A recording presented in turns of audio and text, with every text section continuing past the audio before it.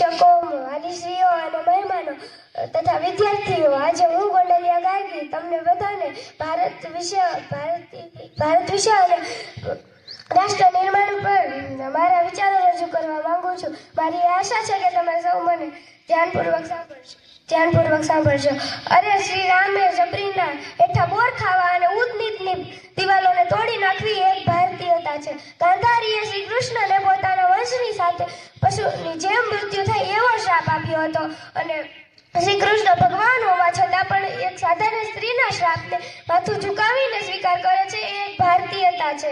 અરે જુઓ તો ખરા, કોણ છીએ અમે? અમે એ જ છીએ જેને બાણ ભેદીને ધરતીમાંથી ધારા નીકાળી દીધી, અને એ પણ અમે જ છીએ જે એક આંગળીએ ગોવર્ધન પર્વત ઉપાડ્યો, અને એ પણ અમે, અને એ બિલેર પણ અમે જ છીએ જેને ચક્રવ્યૂહમાંથી બહાર નીકળવાની વિદ્યા નથી આવડતી, તો પણ તે ચક્રવ્યૂહમાં કૂદી ગયા. અને અમે એ જ છીએ જેના ફેંકાયેલા પથ્થર પણ પાણીમાં તરી ગયા. અરે દોસ્તો માટે તો સ્વાગત ગીત છીએ અમે, પણ દુશ્મનો માટે મુંહતોડ જવાબ પણ છીએ અમે.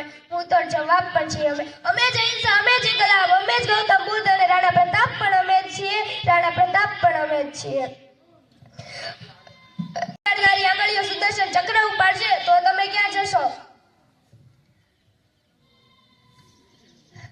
અંતે તો હું બસ એટલું જ કહીશ કે આપણી નસોમાં લોહી નહીં પણ ગંગા જમનાના નીર